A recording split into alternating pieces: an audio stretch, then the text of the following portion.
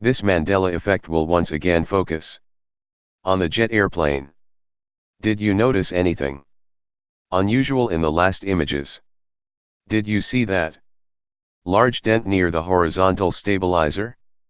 Well, it seems that all civilian jet aircraft now has that dent. Seriously, there is no need for that dent to be there. If that were anywhere else on the fuselage, there would need to be repairs. This is a big Mandela effect. This is what the aircraft should look like near stabilizer. Notice in these last two images that there are no dents near the horizontal stabilizer. That is how it should be. Again, there should be no dents there.